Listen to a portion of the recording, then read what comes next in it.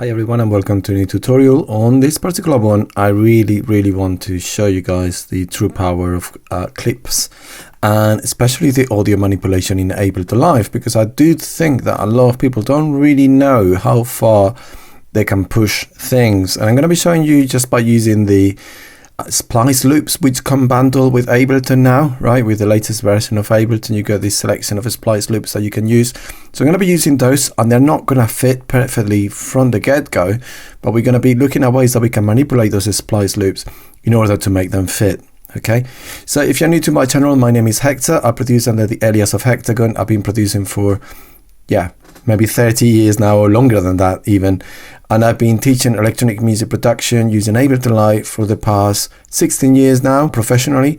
So if you're interested in my services, please look at the description below, where you can find details about the one-to-ones I'm offering, the courses I'm offering as well, and also a preset pack I created using the Ableton synths. So yeah, if you're interested, have a look at that. So let's crack on with the video. As you can see here, I've got a selection of loops. Literally, you're gonna saw me working through this. I'm starting with drum beats. At the moment, I just downloaded this one here, which is really hectic, right? So of course, if I were to drag and drop that loop straight away, it's gonna sound kind of funny because it's way too fast. And you can see it's using complex. And the problem that we find with something like complex is that it basically eliminates the punch. If you wanted to get a little bit more punch out of the sound, use Complex Pro. Listen to the impact of the kicks and the snares. This is just the complex.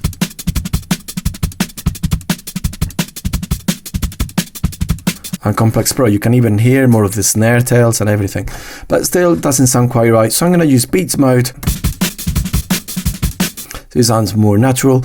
And then the next thing I'm going to do is I'm going to focus on just one section of the whole break.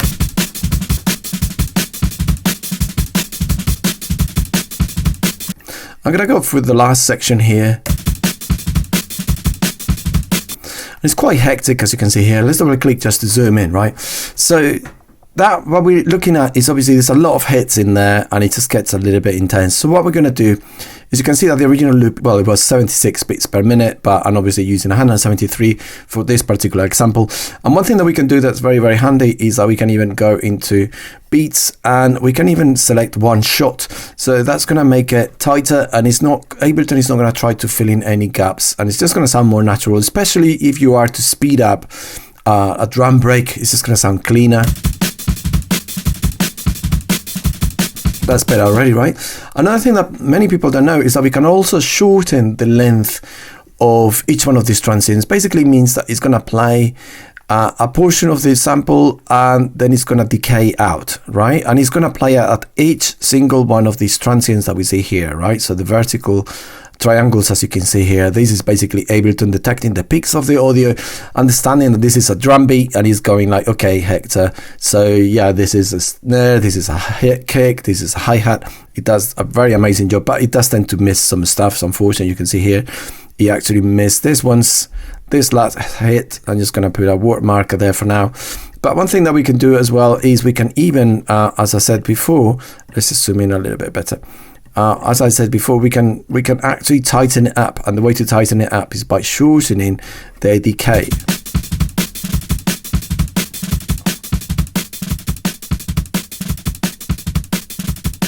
So I can hear, for example,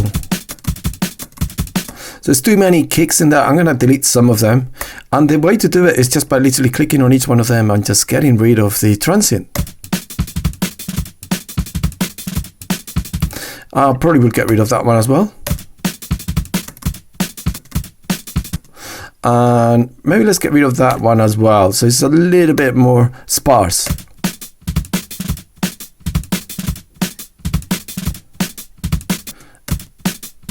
There's two kicks in there. I'm going to get rid of that one as well.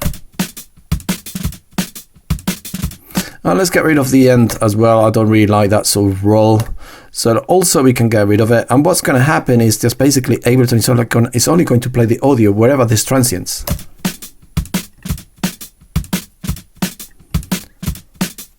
So maybe that's a bit too intense. Let's get rid of that one. And you can even add them as you say, so maybe like the one more of a gap there.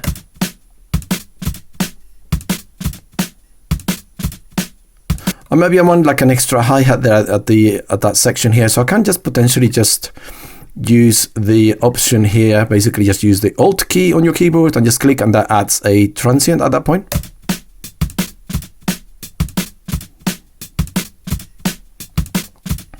Maybe let's get rid of that one as well.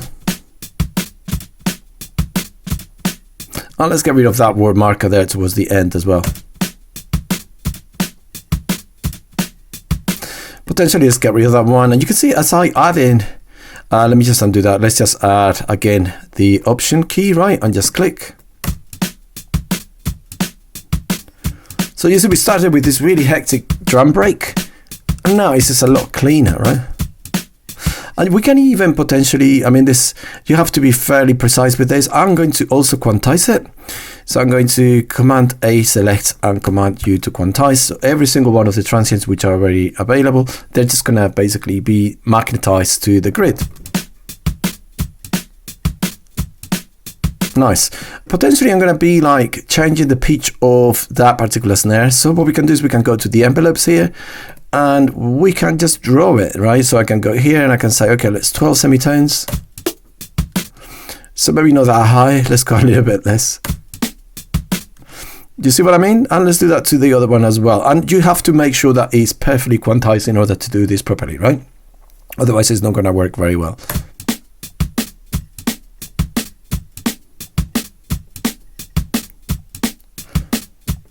I don't like this one here. It gets a bit annoying, isn't it? Let's get rid of that. Let me just go back into the sample view. All right, so you can see just really how powerful it truly is. Look. Remember, the original break was this, okay? So let's not forget, look. And this is what we got. So really, really powerful. Now let's have a look at what else can we do with something melodic. Cool, okay, let's play with that. Again, I'm just running with it, okay?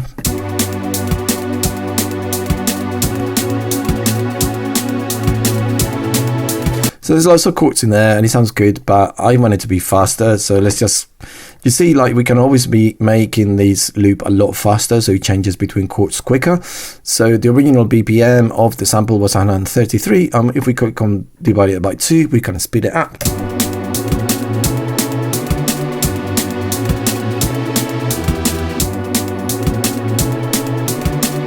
I like that, but it sounds a bit, I don't know, it just sounds not quite right. So let's just loop this.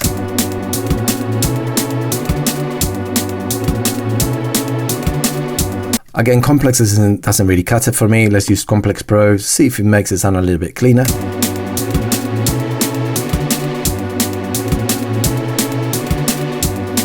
We can explore something else, like we can use beats to create some kind of arpeggiated sort of abstract stuff. And the way to do it is just, rather than dividing it by transient, we can divide it by 16 notes, and it's going to give us something that sounds more percussive like this. Let's just go into one shot. And let's try shorter the decay.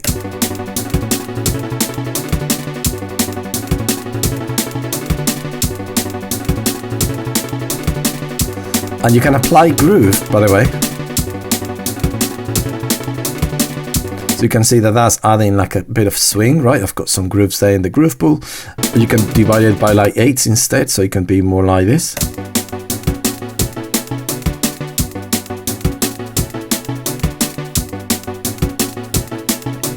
Nice, right? So you get the idea.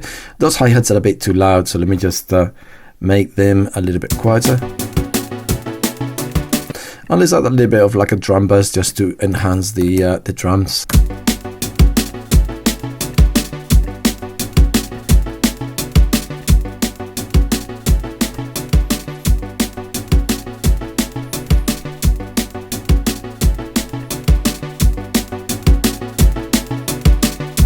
There you go, I'm kind of rebalancing the audio, right? So if you wanted to do bass lines, there's another really cool trick that you can do that can be really, really handy. Again, let's just go back to Splice. All right, so that's a bit intense, but let's just use that anyway. And let's use that one as well. I like that one because it's a really deep bass. I like that a lot. just going to change the color on each one so it doesn't get too confusing. And let's go to this one. I like that sound, right? So let's just let's start it from there. Right, there you go. So one thing that we could do is we can get Ableton to do things for us, right? So we can go from this one,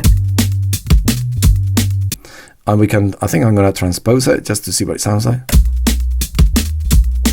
Nice. That's a little bit more drum and bassy sounding, isn't it? There you go. Let's just turn it up a little bit. And then what we can do is let's have a listen to this one.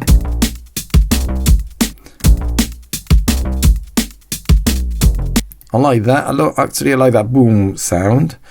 So let's see what happens. I'm just going to move them to this side for now. And I'm going to get this to kind of like, I'm just going to get Ableton to switch them up for us. And this is another thing that can be really cool, which is called the follow actions.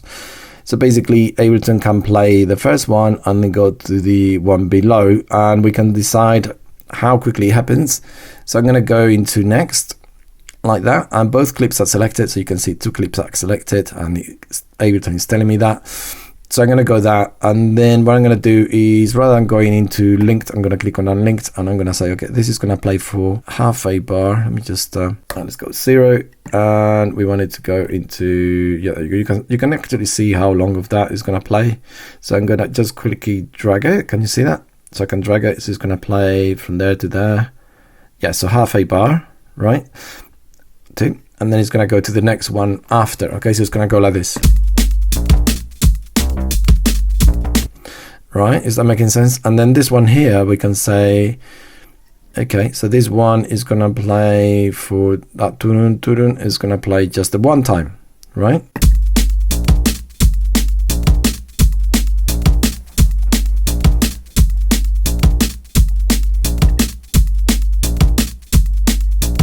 Right, and then what I'm gonna do is I'm gonna copy that across, and then I'm gonna copy this again. But on the next one, I'm actually going to change the start point, and I'm going to play that sound here. See what happens. It's going to go like this.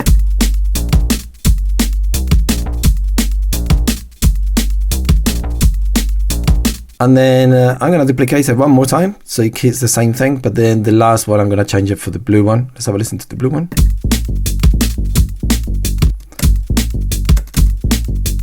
Let's go into maybe like this section. Nice. Okay, follow action. So again, I want to just basically copy the follow action. So it's going to play for, basically these are bars, beats, and 16ths. Okay, so I wanted to play for 2 beats, which is half a bar, right? And then go to the one before. Okay, let's have a listen.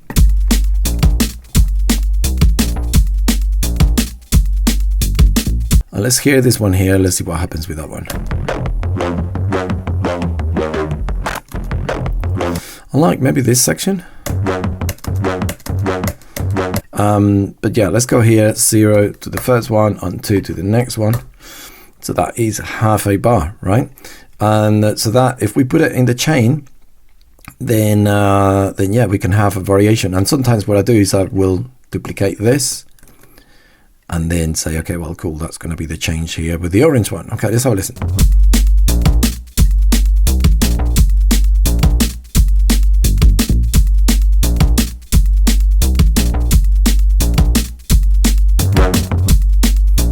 So anyway, guys, I hope you enjoyed this tutorial. Please subscribe to the channel. Let us know what you thought in the comment section, and we'll see you on the next one. All right, so take it easy, guys, and see you soon.